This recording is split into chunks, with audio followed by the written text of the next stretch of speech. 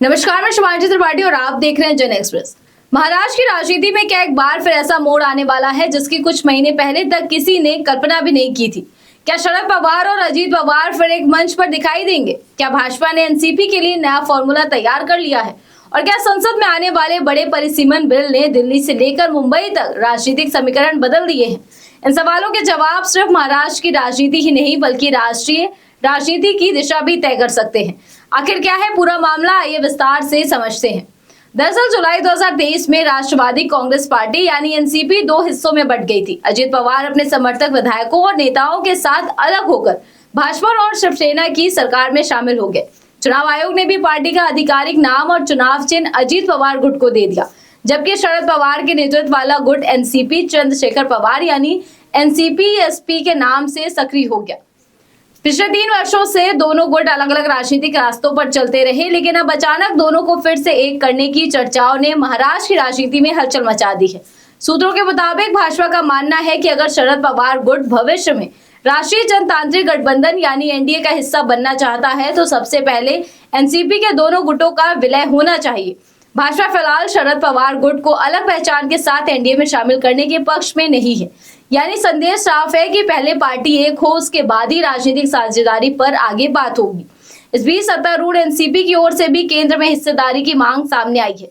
Party चाहती है कि राज्यसभा सांसद पार्थ पवार को मंत्रिमंडल विस्तार के दौरान केंद्रीय मंत्री बनाया जाए। हालांकि पार्टी प्रवक्ता उमेश पाटिल ने यह भी कहा है कि अंतिम फैसला प्रधानमंत्री नरेंद्र मोदी का होगा।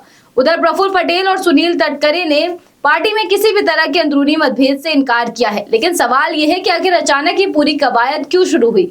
इसकी एक बड़ी वजह संसद का आगामी मॉनसून सत्र और प्रस्तावित संविधान संशोधक विधेयक को माना जा रहा है। सरकार लोकसभा की सीटों की संख्या बढ़ाकर 850 करने और नए परिसीमन की प्रक्रिया शुरू करने वाला विधेयक लाने की तैयारी में है।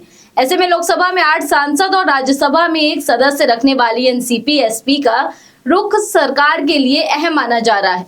अगर पार्टी समर्थन नहीं भी देती है लेकिन विरोध से दूरी बनाती है, तब भी सरकार के लिए राजनीतिक संदेश काफी सकारात्मक होगा। यही वजह है कि पिछले कुछ दिनों में हुई राजनीतिक मुलाकातों ने अटकलों को और हवा दे दी है। मुख्यमंत्री देवेंद्र फडणवीस के सरकारी आवास पर दोनों एनसीपी गुटों के नेताओं की मौजूदगी ने सवाल खड़े कर दिए हैं कि क्या पर्दे के पीछे कोई बड़ी रणनीति तैयार हो रही है। हालांकि संबंधित नेताओं ने इन बैठकों को केवल प्रशासनिक और स्थानीय मुद्दों तक सीमित बताया। एनसीपी-एसपी के वरिष्ठ नेता जयंत पाटिल ने साफ कहा कि मुख्यमंत्री से उनकी मुलाकात सांगली जिले के विकास और प्रशासनिक मामलों को लेकर थी। राजनीति पर कोई चर्चा नहीं हुई। इसके बाद उन्होंने उप मुख्यमंत्री एकनाथ शिंदे से भी मुलाकात की और अपने क्षेत्र से जुड़े नगर परिषद के विवाद में हस्तक्षेप की मांग की। दूसरी तरफ सुप्रिया सुले लगातार ये कह रही हैं कि उनकी पार्टी एनडीए में शामिल होने की तैयारी नहीं कर रही।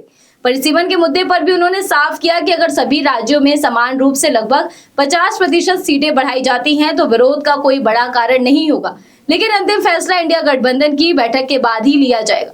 यानी फिलहाल शरद पवार गुट ने किसी तरह का आधिकारिक संकेत नहीं दिया है।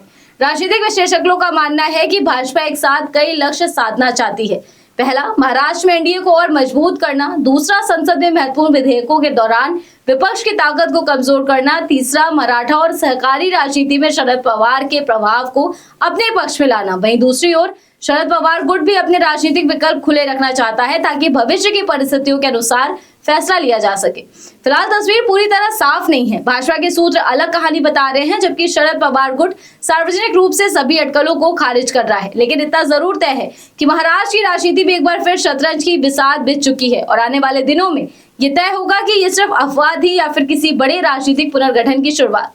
तो क्या महाराष्ट्र में फिर एक होगी एनसीपी? क्या भाजपा सचमुच शरद पवार के लिए नया राजनीतिक रास्ता तैयार कर रही है या फिर ये सिर्फ संसद के गणित और परिसीमन की रणनीति का हिस्सा है? अपनी राय हमें कमेंट में साझा करें और देश दुनिया की ऐसी तमाम खबरों को जानने के लिए जुड़े रहिए जन एक्सप्रेस के साथ। धन्यवाद।